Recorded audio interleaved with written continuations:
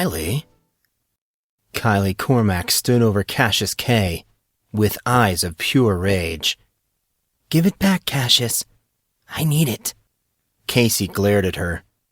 If you need a favor, there are easier ways to go about getting it. Casey touched his back gingerly. I really hurt, you know. Monson could tell that Kylie was trying to remain firm. I know you have it, Cassius. Just give it back to me or I'm gonna kick you again. Casey got to his feet. Well, I'm afraid you're gonna have to start kicking again, my dear, as I really don't know what you're talking about. A neck crack followed as Casey pulled slightly at his shorts, falling into his leg-centered form. But you might want to be careful. Casey thrust forward, stepping at blinding speed. Before anyone knew what had happened, Casey's right leg was high in the air, his foot inches from Kylie's beleaguered face. His voice took on a deadly tone. Because this time, I may just kick back. Kylie staggered, retreating a few steps. She looked angry at herself, but at the same time somewhat proud.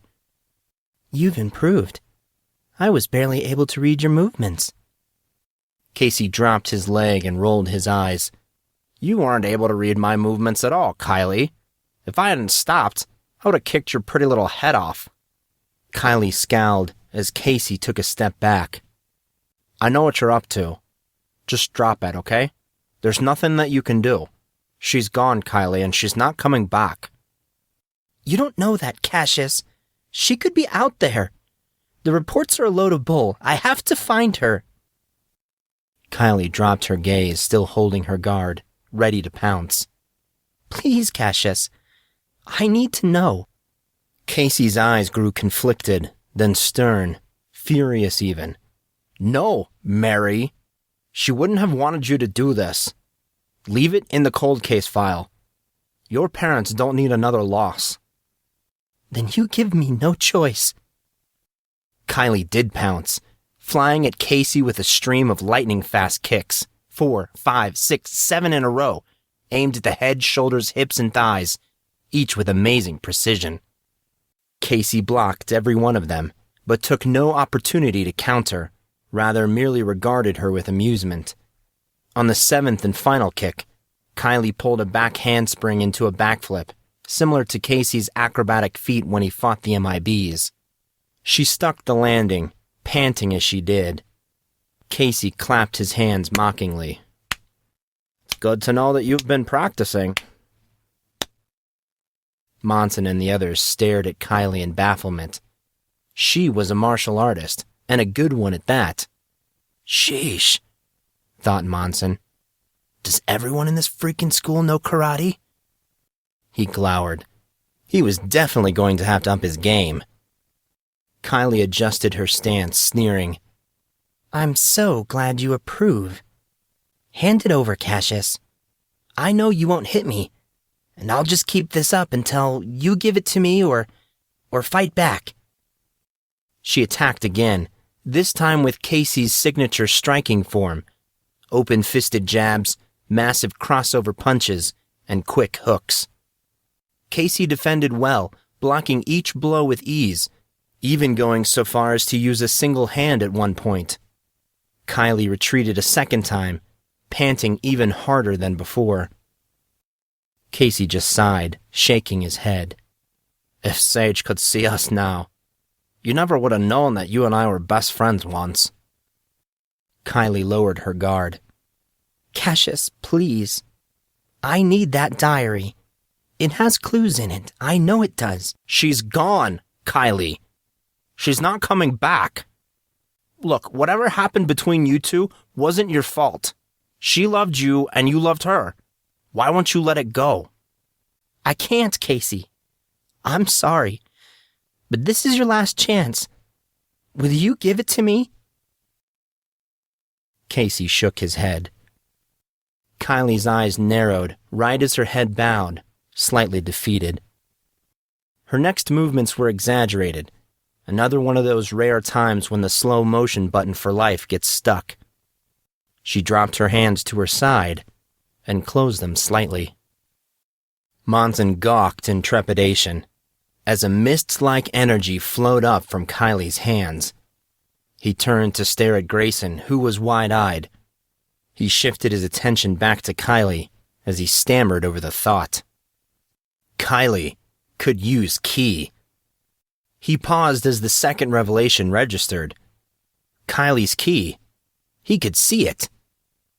Monson watched as the ki poured from her hands. He instantly noticed a stark difference.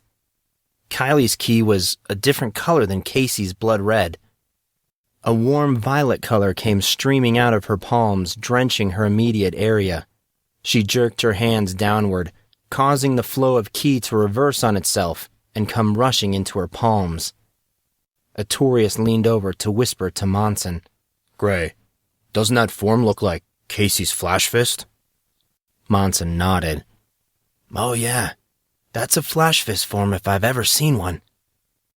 A movement out of the corner of his eye caught Monson's attention.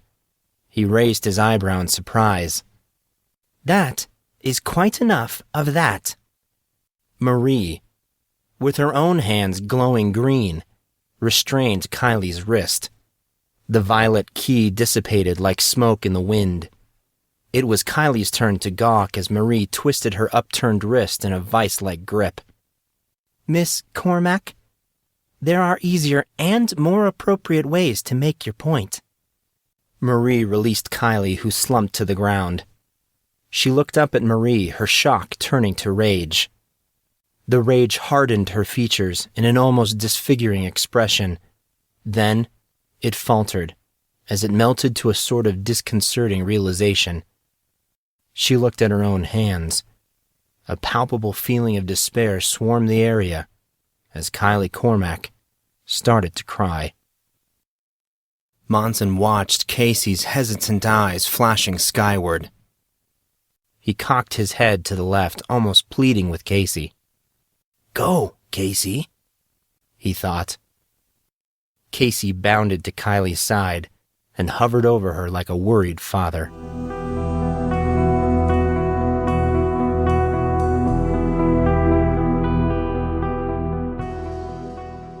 "15 minutes later, the 6 of them gathered in Monson's sitting area, everyone still on edge. Upon their arrival, Brian made a unique kind of herbal tea and gave each of them a cup. One sip was all it took to soothe their hearts, allowing them all to relax. Despite the tea, though, Monson was still in a sort of shock over what had happened. While he was ready to get some answers, he knew that it was not his place to ask. Everyone in the room sipped their tea for a few moments, no one daring to talk. Marie finally spoke up. So, are you two ready to converse, or did you want to start kicking again? Kylie and Casey glanced up at each other sheepishly. Kylie spoke up. I might as well explain my part. I'm sure that Cassius has told you all already that I— Don't be so quick, Kylie. I haven't told him anything. Kylie's mouth dropped a little in surprise. You didn't tell them, even after you found the diary? But why would you— Kylie stopped herself. Artorias cut in, sounding very annoyed. No, he hasn't told us anything. And he probably failed to mention to you that he beat the crap out of those MIBs that were after you back in October. Can you two take a time out from Romper Room for just a minute or two? We all know that you don't hate each other as much as you act. Why don't you tell us what's going on? Kylie shook her mantle of blonde hair in a defeated sort of way. I've always liked you, Arthur. Do you know that? Artorias put out his hands, grinning. And who could blame you? Kylie's smile was faint, but it was there. She took a deep breath. Get comfortable. We'll be here for a while. She lapsed into silence, attempting to gather her thoughts. I'm not the person I used to be. Well, that much was true. Monson thought back to the picture that Artorias showed him so many months ago. Not that he was in any place to talk appearances, mind you. Kylie continued. My story is kind of scattered. In truth, I don't know where I grew up, but I do remember it wasn't a very nice place. Everyone continued to stare, not saying a word.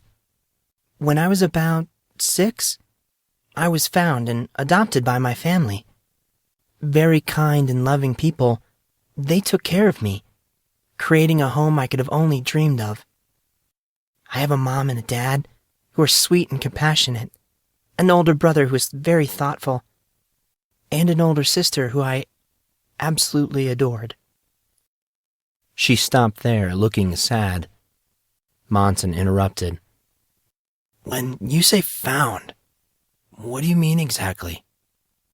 Kylie's dad found her wandering the streets, said Casey, answering Monson.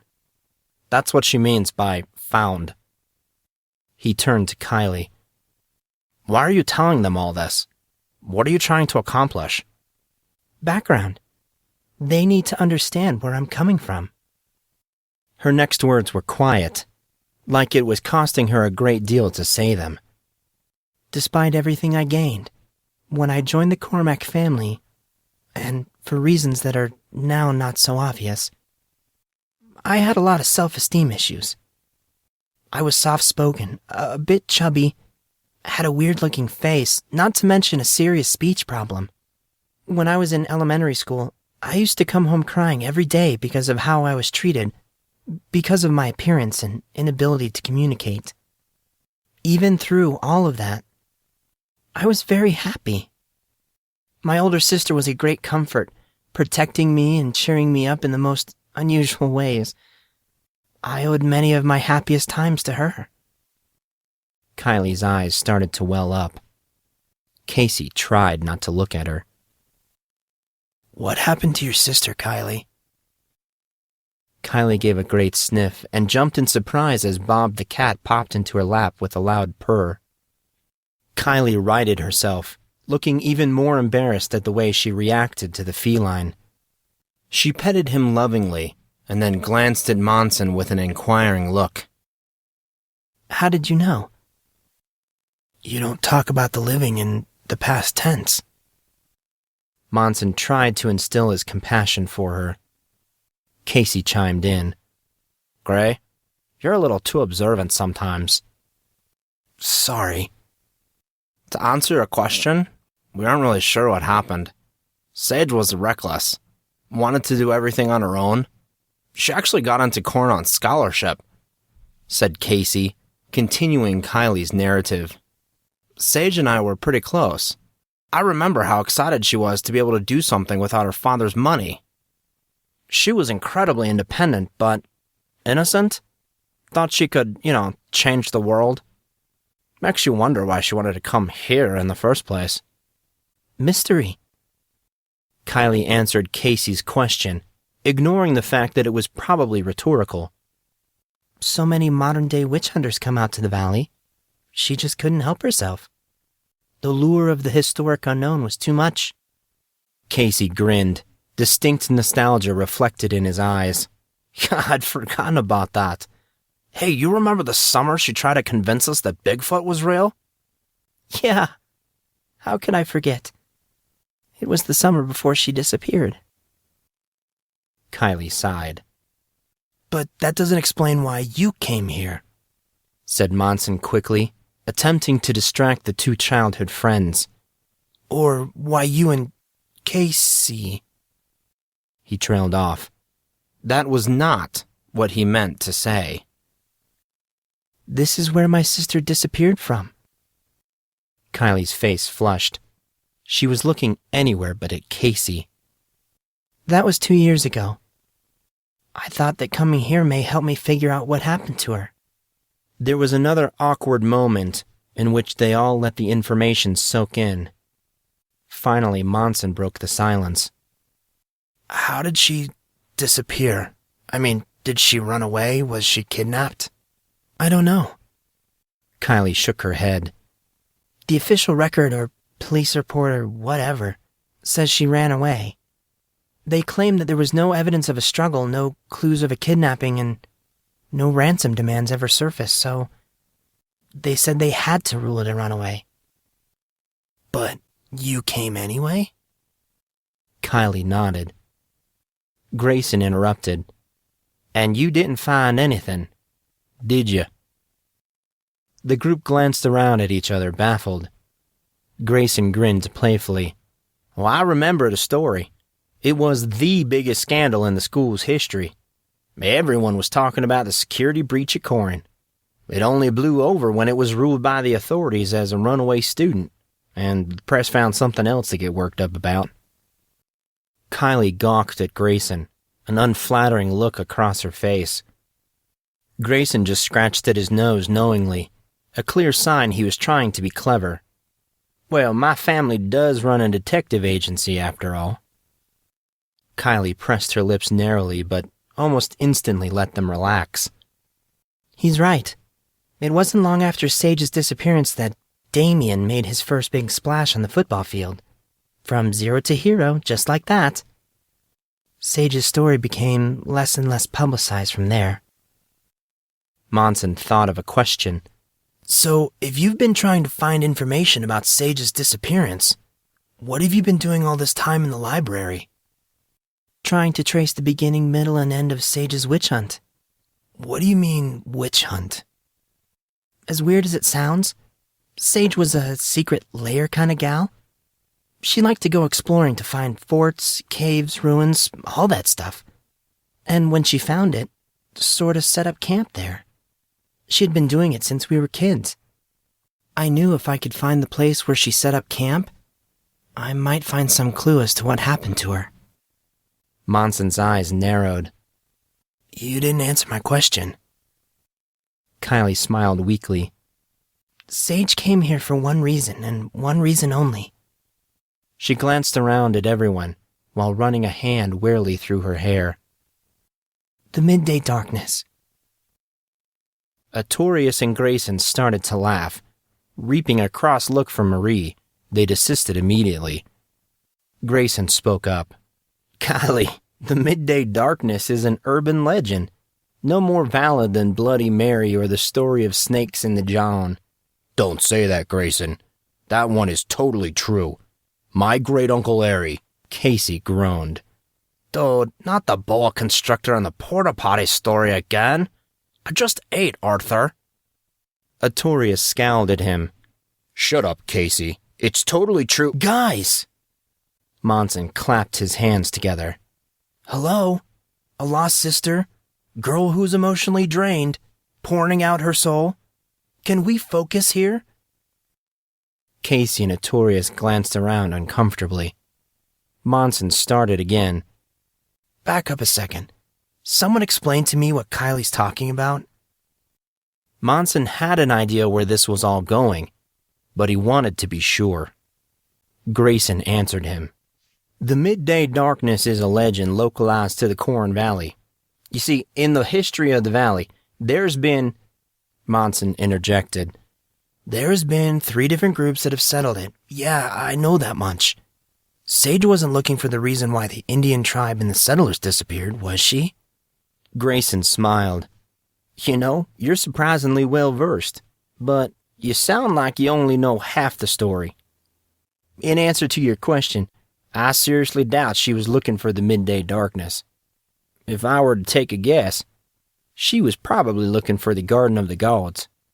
Artorius chuckled a second time. This time it was Casey who joined in. Grayson also cracked a smile. Monson glared at all of them. You already know what I'm going to ask, so let's just get on with it. Okay, the Garden of the Gods actually refers to 2 different places. One is as real as you and I. It's a park of natural sandstone formations that was gifted to the city of Colorado Springs in the early 1900s. The other garden is a legend. Possibly where the city got the name for the Colorado Park, though I doubt they'd ever admit it. This legend is even older than the midday darkness. God's Garden, for short, was originally spoken of by a chief of the Yakitori Indian tribe, who said that the garden was where the powers of all the gods of creation touched the earth, and that anyone that witnessed its power would unlock their potential as a Sumpa. Grayson sped up, anticipating the question about to be asked. Sumpa in Yakitori means being. The garden was supposed to unlock the true potential of beings, but only those who were worthy could access the lock. Anyone else would be destroyed. Monson finished the thought. Destroyed by the midday darkness? Grayson pointed at him. Bingo. Monson pushed forward before Grayson could continue. Why do they call it a garden? Everyone, including Grayson, stared at Monson blankly, not understanding the question. What? That's a totally valid question. Think about it. I mean, did this garden grow something? Isn't that an indispensable element of a garden? Grayson ignored him, which enlisted a glare from Monson. The Garden of the Gods and Midday Darkness haven't been given much in the way of real attention, as there isn't anything to verify their existence. Shoot, there's next to nothing to give any sort of understanding as to what they even were. All that changed with a rather amazing discovery a couple of years ago. I'm going to assume you understand at least some of the story, so I'm glossing over a lot of it for the sake of time. Contrary to popular belief, not everyone went missing in the 1889 disappearances of Corn Valley. An explorer named Millery Haskowitz supposedly not only survived, but also had some indication as to what happened to everyone. Now, unfortunately, she disappeared after Washington authorities assumed she was responsible for the state of the town. Several objections came at almost the exact same time. Grayson stifled them all. I know what y'all are going to say. I understand it doesn't make any sense that everyone would blame her, but we're dealing with scared people here. They weren't thinking logically. Everyone but her was gone.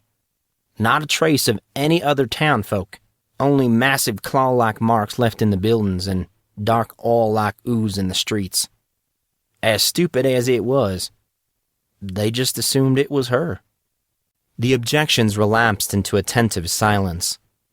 Now, 2 days after the incident, Millery Haskowitz disappeared and was never seen of nor heard from again, at least in the physical sense of the word. Grayson pulled out a small electronic device. Monson wanted to say that it was a phone, but it was a bit too big. It looked more like a tiny computer. Grayson touched the screen, bringing up a logo. Windows Veranda 2.0. He spoke to the computer. Simon, Program Directive Firefox 3000. The pocket PC sprang to life as the browser loaded with amazing speed. The small group watched in awe as Grayson typed across the on-screen keyboard with quick-moving fingers. He continued as if nothing had happened. Years later, well, actually 2 years ago to be exact, treasure hunters claimed to have found Miss Hoskowitz's journal, a journal that gave a strange account of that day back in 1889. In the record, we can debate whether it's real or not later, Millery talks about the town's obsession with gardens and how new exploration tunnels were being dug constantly, mostly at the base of Kelos, the northern peak of the Four Lords. Now, Millery decided to try something a bit different. The account doesn't say where. She probably didn't want her discovery written down, but her record does say she found an entrance to the upper caverns of the Four Lords. She followed it through and, well, to make a long story short, Monson drew the conclusion. She found it. 2 points for Mr. Grey. Grayson continued. Millery exited her undisclosed location and eventually made her way back to town. Only, there weren't anyone in town.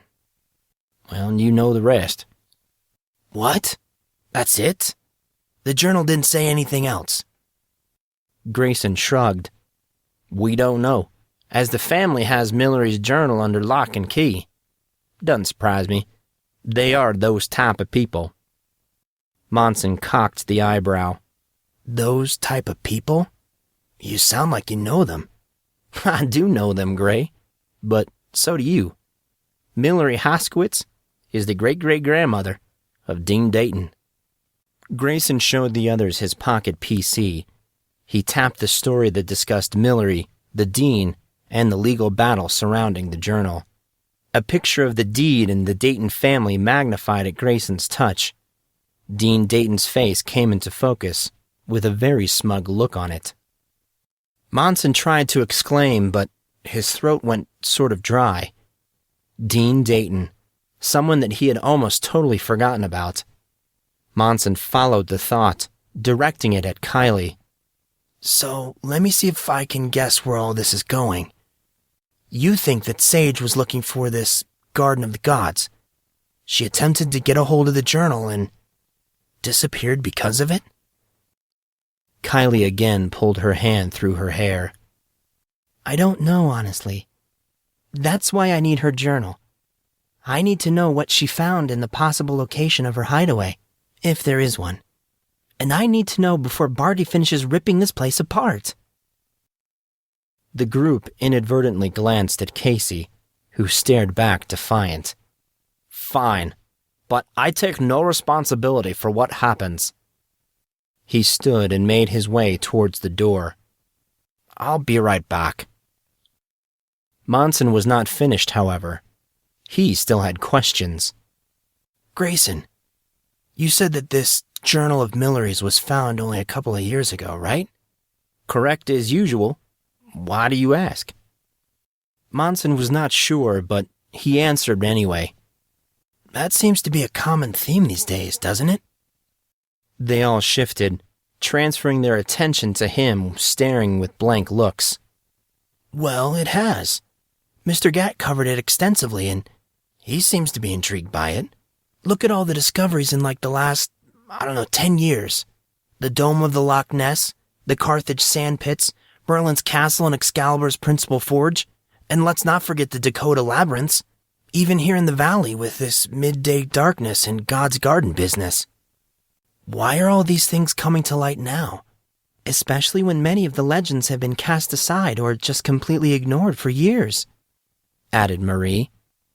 Grayson cleared his throat. What are you getting at here, Gray? I'm not really sure, but something doesn't seem right. Think about it. All the resources that have been put towards these projects. Here at Corin, for example. Millery lived more than 100 years ago, and we're just now finding her journal? Doesn't that seem coincidental to anyone else? It's like... it's like... Banging at the door derailed Monson's thought. Casey came crashing in, small leather book in hand. He tossed it to Kylie, who caught it with relish. The sublime air of anticipation prickled as she opened to the first page. Her eyes widened instantly. She flipped the page, then another, and another, and another. She dropped the book to the floor, obviously upset. A tangible feeling had settled upon the onlookers as Kylie had ripped from page to page. Monson picked up the discarded journal and opened it slowly. Nothing was on the pages. Casey's voice sounded quiet. I tried to tell you. He put out his hand.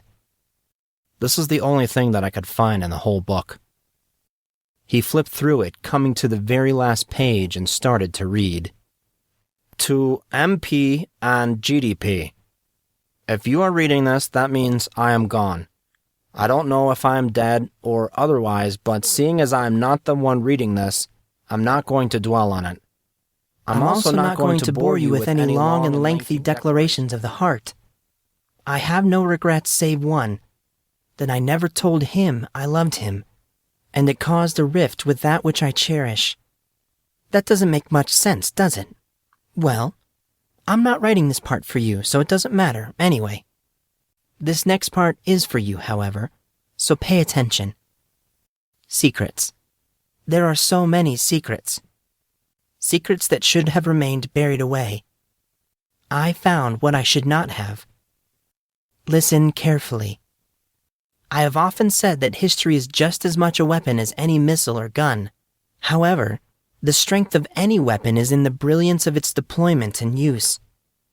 This is the very reason I am writing this. I must warn you of the price of that which comes after. Be careful to what you give credence to, as what you believe will directly reflect what you are. Believe only that which is true, as truth is pure. If you cannot believe the truth, then turn your belief into truth, as belief is power. No sentence ever had more meaning. Remember, the shallow payment of discovery is much greater than the future price of ignorance. The valley is the center of it all. The depths of the darkness run unnaturally deep here, and only Gaji has a mind to heed, as he alone was created as such, under the shining princess of the great betrayer. He, and others like him, give no allegiance unto that princess, nor to the great betrayer, but to the queen of the archangels, who has forever forsaken this high place. She alone may command them. Let that which was once high, and the stories of those who lived in the sky remain untouched and unburdened. The castle in the sky. The shining princess. Avoid the inheritance of the shining princess. Only then can you elude the wrath of the great betrayer. Casey finished off his recitation, only to have the book quickly snatched from him. Kylie read over the text, then spoke a postscript aloud. P.S. To understand, find that which is most important to me.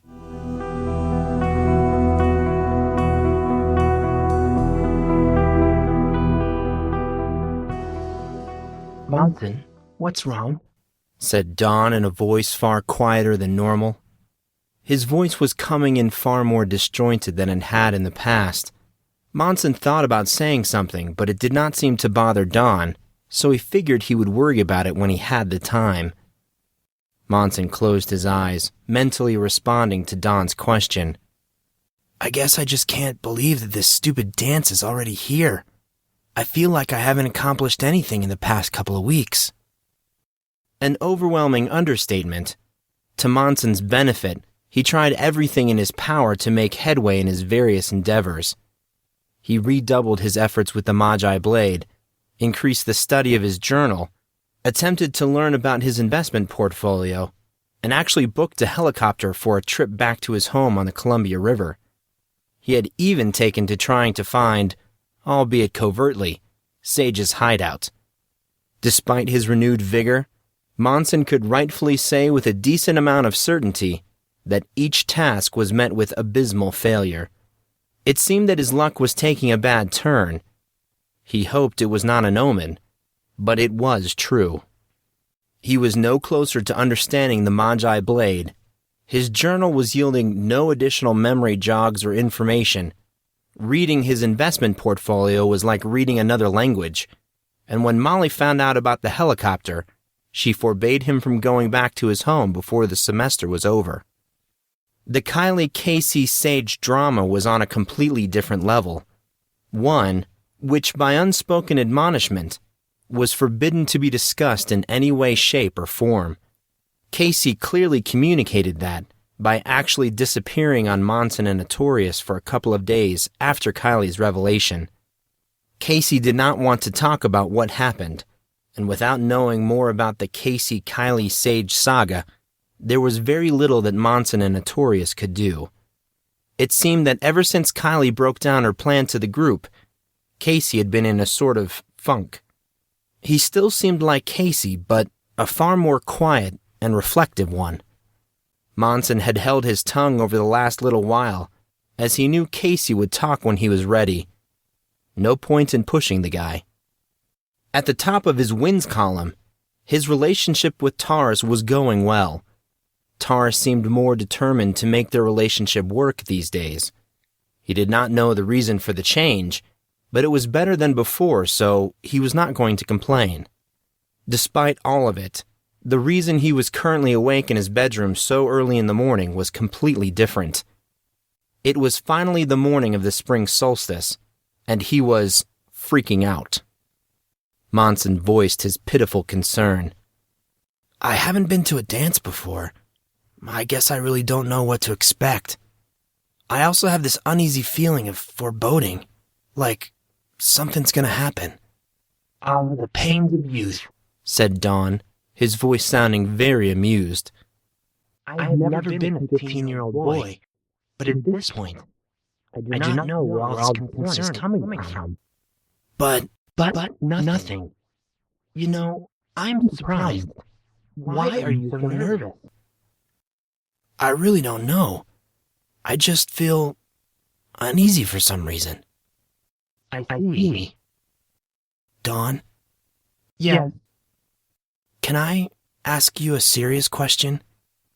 of course. Is all this really real? A terribly worded question, he knew, but Dawn seemed to understand. Dawn paused for a moment. If I said it was not, would you believe me? It was Monson's turn to pause. Probably not.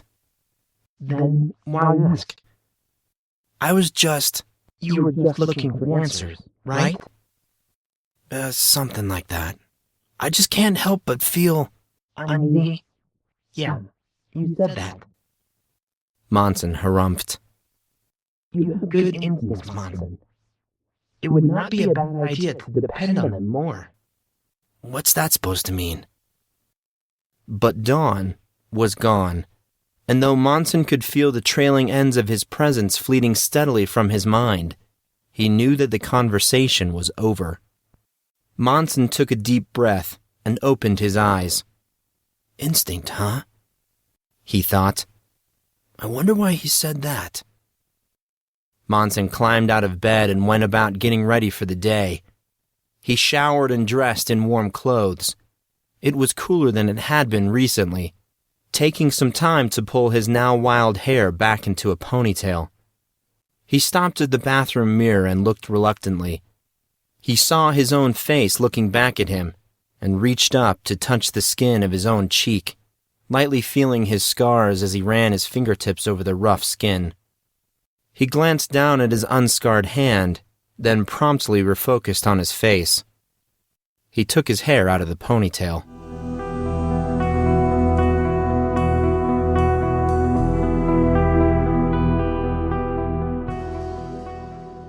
Monson met Casey, Indigo, Christy, and Artorius in the barracks common area where they all were talking quietly. Monson had invited Grayson, but he said that he and Marie had some things to do that day. He added that he was not exactly equipped to go adventuring in the forest, that being the activity the group had planned for that very morning. Their trip during Monson's training was enough to tell him that. Upon his arrival, Casey greeted Monson with flustered enthusiasm as he disentangled himself from Christy, who was on with her usual attempts of PDA. Gray, what took you so long? He said as he left Christy, who was pouting shamelessly as she sat on the wide leather love seat. Dude, we've been waiting. I'm like 10 minutes late. Back off. Monson communicated the rest of his unspoken thought as he glared at Casey. Dude, don't take it out on me. It's not my fault your date is crazy, he said with his eyes. Casey caught Monson's hint, or at least he appeared to, because his face contorted nastily. Still no sign of Taurus? Monson surveyed the area, tossing up his hand in greeting to Artorius and Indigo, who had been watching the exchange with amusement. Not yet.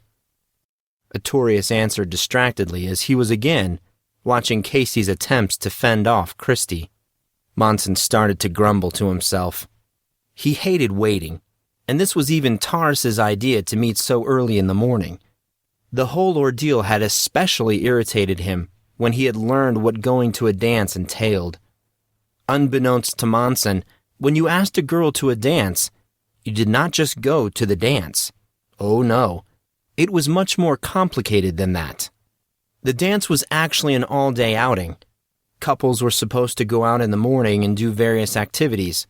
Then the girls and guys separated to get ready, and then all met up again. Next came dinner, and that was where it grew very elaborate. Many of the more ostentatious students at the school were actually flying towards Olympia, Washington's capital, for dinner, then coming back for the opening ceremonies. Unbelievable. Monson, as a royalty candidate, did not have to worry about all that because he and his party would attend the Dinner of Elegance in the Senator's Room, a very fancy building on the eastern part of the campus built precisely for that purpose. Tales were told of the room, like the level of decor and finery were beyond anything anyone could imagine, which was saying something considering the imagination of most of the privileged student body. Oh, everyone's here. How lovely.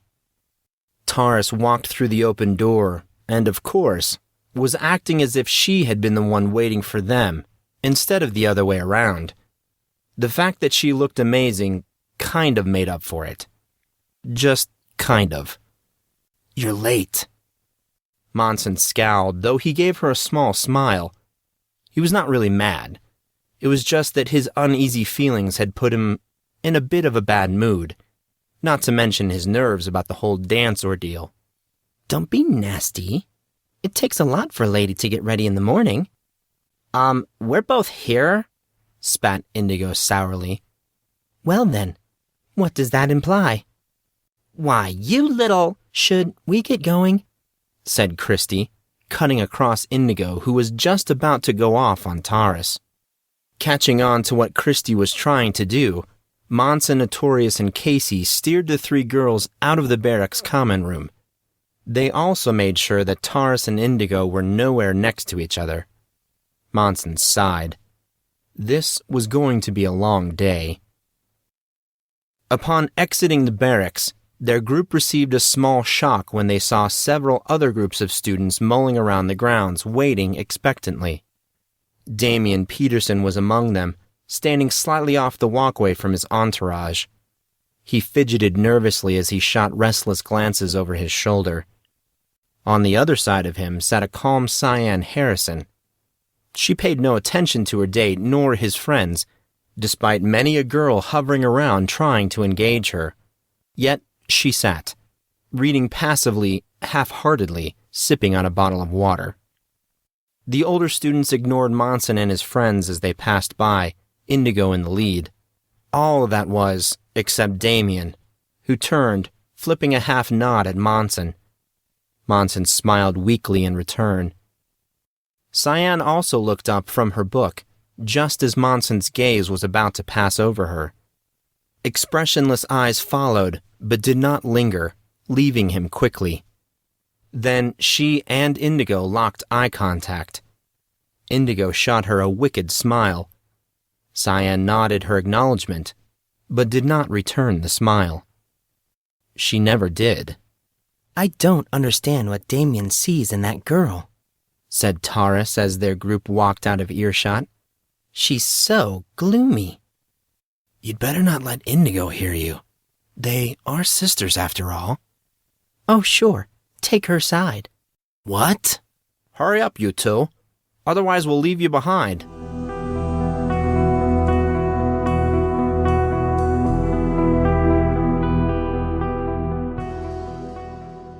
The morning's activities were really a blur of action and conversation, bogged down in a mess of gritty awkwardness. Placing Taurus and Indigo in the same group was not the most brilliant idea Monson's friends had ever come up with. They simply disliked each other. Periodically during their less than friendly banter, Monson took the opportunity to ponder the reason for their hostility, but like so many of the other mysteries in his life, he could not find the answer. Around noon, the six of them separated, the girls heading to their various rooms, while the boys all wandered back to Monson's apartment. Upon their arrival, Marie and Grayson, who were chatting quietly by the window seat, greeted them. Afternoon. Marie stood and remained uncharacteristically still as a slightly pink tinge crept its way across her neck. What are all of you doing back so early? Upon re-examination, Monson noticed she looked kind of annoyed. We aren't interrupting anything, are we? Monson grinned maliciously. We can go back outside if you want. Grayson shot him a nasty grimace. Monson tried not to chuckle. No, you aren't interrupting, commented Grayson smoothly. We were just talking about y'all, actually. But why are y'all here? We weren't expecting you for at least another hour." "I can't speak for those two." Casey pointed, either ignoring or not noticing Marie's obvious annoyance. "But I had to get away from Christy. She's driving me insane." "What?" Artorias plopped down on the couch. "I thought you liked her." Casey followed Artorias, sighing as he sunk into the couch. "I did, until I realized that my ears may actually fall off. I wonder if she even breathes while talking." "Christy's actually very nice," said Grayson, though he too laughed. "She just gets nervous." Do not be too hard on her. She is struggling right now, especially with all that has transpired these last few weeks. She is plainly pushing herself when she is really unsure as to how she feels. "Huh? Why would that be a big deal?"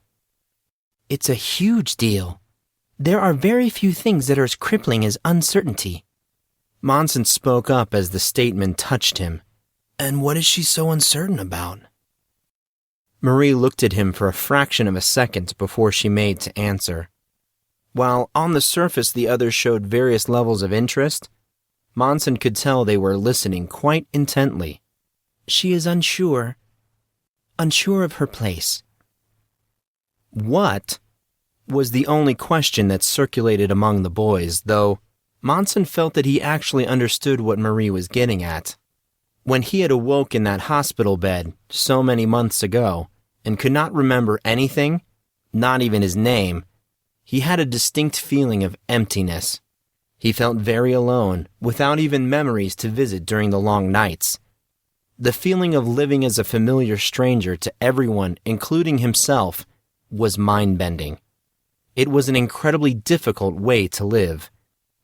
In that way, he believed Marie truly might be right. Uncertainty, not knowing who you are or what you stood for, or worst of all, not knowing your place in life, was all extremely crippling. For the briefest of moments, Monson felt a kind of kinship with Christy. He felt that he understood, maybe just a little, how she was feeling. The reason for her uncertainty was not difficult either, which made that blossoming feeling of kinship deepen ever so slightly. Monson was willing to bet his extensive fortune that Boston Timberland had a great deal to do with Christie's problem. He made a mental note. Now he had 2 reasons to smack Boston. Such gloom. What a disheartening discussion. It was time for a change in pace. "Not to change the subject," Monson tried to appear lively. "but shouldn't we start getting ready? If we make those women wait, they're going to kill us, and I'd rather not die before I see Taurus in her dress." Artorias perked up. "Is it a good one?" Monson shrugged. "She seems to think so. Sent me a text about controlling myself once I saw her." Artorias scowled. "Gray, have I told you lately that I "Hate me?" "Yeah, you mentioned that once or 2,000 times. Casey yawned outrageously, voicing his thought as if Artorias had never spoke. "Come on, Gray. We've got ages until we're supposed to leave." He paused, and then projected a more thespian persona. "In these trying times, we have naught but each other to rely upon. Thus, let us tarry here for a fraction longer, that we may strengthen our hearts, and resolve in preparation for the battle that is bound to come." Monson let the dramatization slide, as he had the distinct feeling that Casey was acting out because of his own nerves. He had no decisive proof of such, but really, he did not need any. "Instinct," thought Monson. He smiled. "Freaking Dawn." They all lingered around the apartment, just as Casey suggested, and even watched some anime, which, surprisingly, Marie was really into. At 1:45, Casey and Artorias left to head back to their room. Marie and Grayson followed suit, shortly after the latter decided, at the last minute, to take his childhood friend to the dance. As they departed, Grayson motioned for Monson to come over to him and to have a seat. Monson sat. "I've been feeling uneasy," said Grayson in a whisper, despite the fact that only Marie remained in the room. "Really?" Monson bit at his lip, restraining himself. "Why?" "Don't know." Grayson's face tightened. "Just one of those feelings, you know." "I've actually been feeling the same way. It's interesting that you bring it up." Grayson smiled. "Good. Then it wasn't just me. I'm telling you this to keep you on your guard. I have always been of the opinion that a person's first answer is their real opinion, and that gut feelings aren't just for show." "Gut feelings?" Dawn's words about instinct from earlier floated in the back of Monson's head. "Yeah, gut feelings. And I'm having one right now. I may be just totally off, totally out there, but something has got my hair a-rising. Something's up." "Are you sure you aren't just nervous about taking Marie to the dance? She's an awfully pretty girl." Monson left it hanging. "Gray?" Grayson blushed. "This is serious. I want you to be careful tonight. Something just isn't right." Okay. I got it." "Good." Grayson looked satisfied. "Now," he said in a tone that plainly said he was ready to move on to other topics, "you'd better get ready. Your date isn't exactly what I would call the patient type."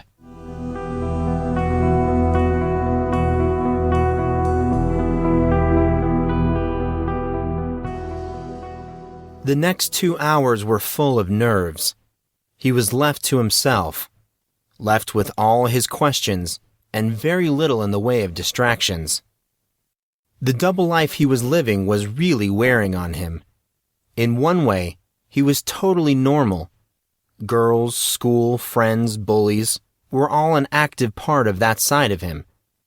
In his other life, he was something weird and unnatural, a being of 7 bloods who could perform acts of great power. Luckily, the latter self was making itself less and less known as of late, but now he felt that the two halves were on a collision course, and he had no idea how to stop it, or if he wanted to. At 4:30, Monson decided it was about time for him to get ready. He showered, shaved, and had just about finished putting on his tie when he thought he heard a pounding. "You look good." Dawn sounded highly amused as his voice drifted in and out of reception. Besides this annoying pitching in and out, Monson also felt something else come across in the tone, something that maybe Dawn did not want Monson to know about. Monson gave it no notice, as he was too distracted to care about it right now. His nerves were at the very edge. He could not worry about anything else, not if he wanted to keep his bladder under control. "You need to relax. You are blowing this way out of proportion."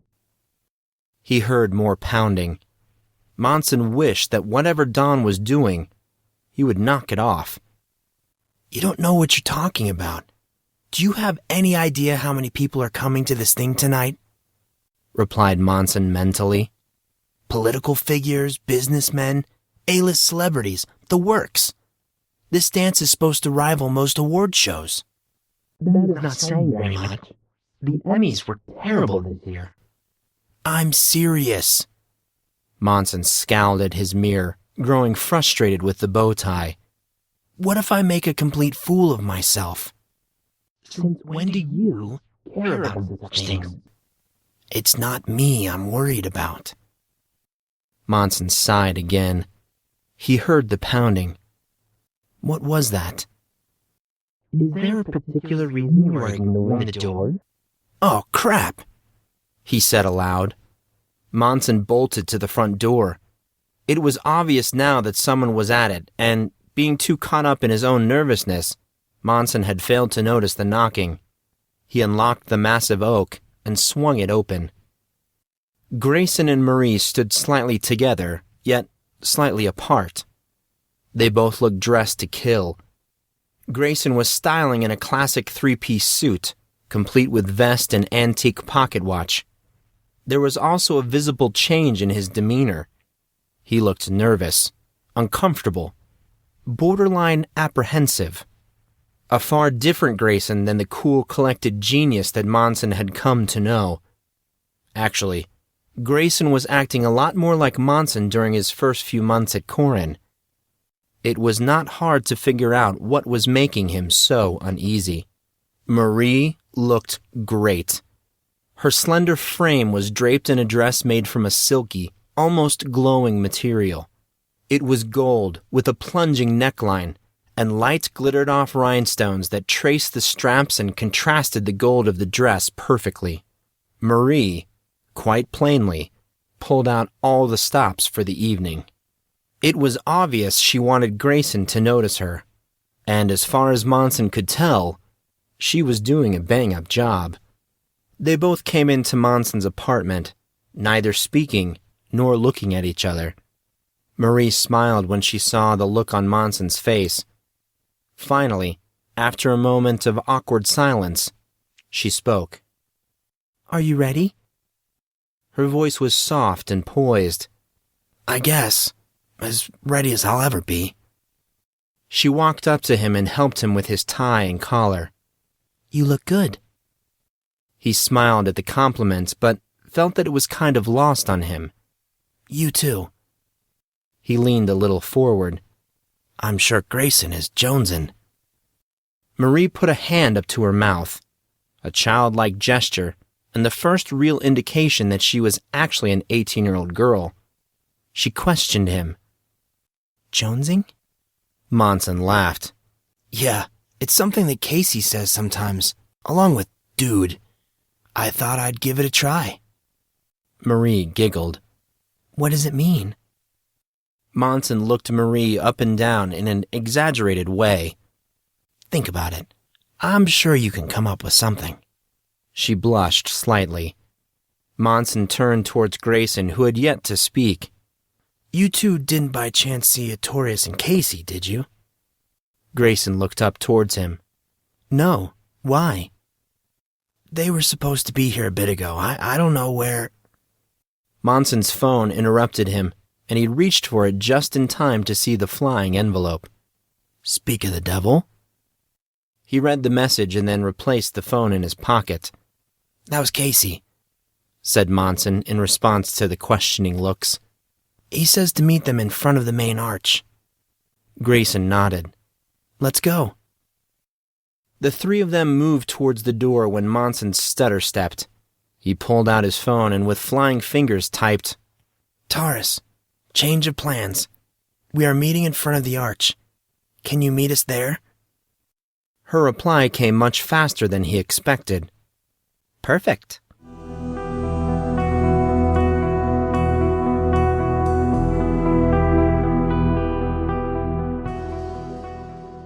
Casey, Christy, Artorias, and Indigo were waiting for them under the arch, basking in the descending glow of evening sunlight.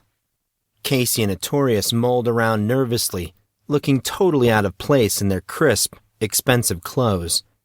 Their individual suits matched their dates in both color and design. The girls looked incredible. Christy, with her considerable assets, was poured into a midnight blue, form-fitting dress, fitted almost to the point where Monson gave pause to wonder how she was able to move. The dress reminded him of a curtain gathered randomly down the length of the skirt. Indigo looked sassy as usual. She wore a very short, brown spaghetti-strap mini-dress with a balloon skirt that poofed. Yes, poofed. She looked like a giant brown powder puff. On her feet were 3-inch tall heels, with a gold ring around her big toe and ankle. There were many other students as well. They all seemed to be waiting for something. Monson, Marie, and Grayson approached the waiting group. "What's up, fellas?" called Monson when he was finally in earshot of his friends. "Gray!" Casey and Artorias echoed in unison. Casey stepped forward, and he and Monson smacked their hands together, sliding back across each other's palms and then pounding their fists. They walked towards the arch as admirers strayed close, shuffling around them like stray dogs. Other boys, some Monson recognized, others he did not, stared openly at Indigo and Christy as they talked. He tried not to laugh as he answered them. Casey spoke nervously. So what's up? Nothing much going on here. You guys look terrible, by the way. Casey ran a hand through his hair, laughing. Yeah, you're one to talk. They both laughed, relieving some of their tension. So what's with all the people? Monson looked around at the assembled crowd. There seemed to be more people here than there should be. He glanced around once more, this time noticing that many of them had cameras. Not a clue. Casey shook his head. I knew this was going to be high profile, but I thought all the picture stuff was supposed to happen at the entrance ceremony. Kind of weird, isn't it? I wonder why they're here. Artorius was the one who answered, surprising both Monson and Casey. I'll give you one guess. He pointed towards the door. Taurus Green was exiting the building. Stunning was the only word that described the glamour now filling the door. Her strawberry blonde hair was pulled into an elegant updo, tight spirals framing her face, and a large cream flower adorning the back. Her dress was strapless with a tight band of iridescent greens across the bust. The band wrapped around her body, from her chest to her back, sparkling gems lining the fabric. The material of the dress changed as it flowed downward, becoming less restrictive and lighter in color, until it tapered to a creamy white at the base of the train. Her shoes matched perfectly and added a very edgy look to the outfit, the straps wrapping around her legs and stopping just below her knees. There was a collective gasp as people realized who was standing in front of them. She stopped before the crowd, allowing people to swing their cameras to eye level and take many shots of her $1 million smile, which was accompanied by a look of surprised innocence that Monson was not quite sure he bought. Flashes erupted around them, lighting up the surrounding area. Taurus walked calmly towards Monson and the others. Good evening, everyone. Taurus closed the distance between them. Monson tried to look at her properly, but the cameras were still going off. It was really annoying. Evening, replied Monson, coming to her. He gestured to the cameras. Did you know about the photo op? Taurus shot him a dimpled smile. I had an inkling they might be here. Monson laughed. I wondered why you weren't upset about me not coming to get you. She shrugged. Being a star is awfully cutthroat, you know. You have to take every advantage. I'll keep that in mind. Taurus's eyes tightened playfully. You are making fun of me. Monson gave her an incredulous look. Now, would I do something like that? She gave him a smack on the arm. It actually hurt. Silly boy. More cameras snapped at Monson with their light, blinding him. He shielded his eyes while Taurus posed for more pictures. His gaze inadvertently shifted when a suspicious movement tugged at his peripherals. 2 people were now exiting the building, only one of which Monson recognized. Kylie Cormack wore an ankle-length, sultry Chinese-style dress of the deepest red. The dress's slit was high, allowing free range of movement. Her crimson-painted lips matched the dress, while her hair hung long and straight in all its blonde glory. Kylie exited the barracks, stepping conspiratorially as she tried her best not to raise attention. She was shielding another person that Monson could not make out, as they were covered with a dinner jacket. Damian Peterson stepped out a half a second later, suspiciously jacketless, and followed Kylie and the covered person. Kylie led them quickly out of sight, taking an alternative route away from the flashbulbs. Monson strained to see. Who on earth could that be? Monson, sweetie. Taurus jarred Monson as she grabbed onto him forcefully. Monson turned to look at her as she did. He cocked the eyebrow. Sweetie? He thought. Since when do you call me sweetie? Coherent thought died in the blitz of camera flashes that started right as Taurus grabbed his arm. Monson instinctively threw up a hand, but dropped it as Taurus whispered in his ear. I know it's annoying, but roll with it for just a bit. Monson gritted his teeth and tried to do just that.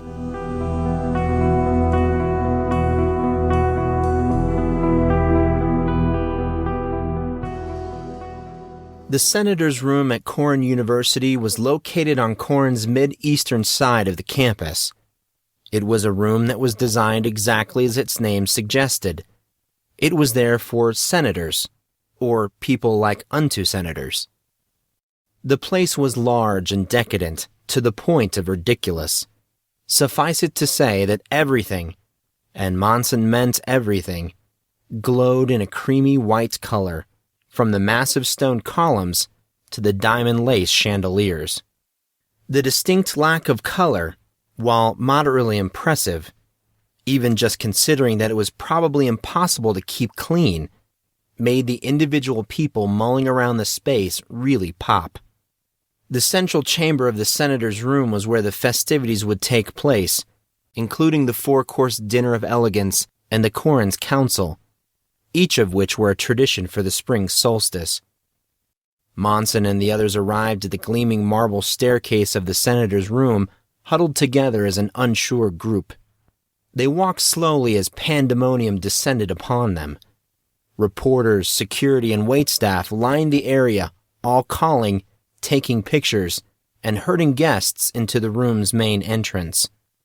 Monson leaned into Taurus, who was still holding tightly onto him. Is it always like this for you? Taurus drew him closer to answer, breathing softly into his ear. An unrealistic life made up of unrealistic people, Mr. Grey. This world is the true test of any relationship. Can you handle it? You sound like you've had experience. Taurus ignored his statement. Monson pulled back to look at her as her words, as they so often did, left him baffled. His eyes connected with Taurus's, connected in a way that they had not ever before. She gave him a look that made him see only her, despite the tug and pull of unimportant people. Her eyes, they were shy, yet expectant. Monson was not sure how to take this coy Taurus. She moved towards his face, her eyes starting to close as she did. Monson kicked into panic mode. What was she doing? She was not going to do that. Here? Now? Monson suddenly noticed that he was moving towards her as well. They were. Taurus freaking Green was going to kiss him in front of all of these reporters, staff, political pundits, and TV cameras. He hesitated for just a fraction of a nanosecond. Taurus closed in. Wrapped up in the brief moment of illusionary isolation, they were not paying attention as they continued to automatically ascend the stairs. Monson and Taurus walked headlong into the people in front of them. Monson bumped the head of a girl in a dark dress in front of him. He instantly crashed back to reality and made to apologize. Oh, sorry about that. Monson's voice trailed off as frosty blue eyes met his.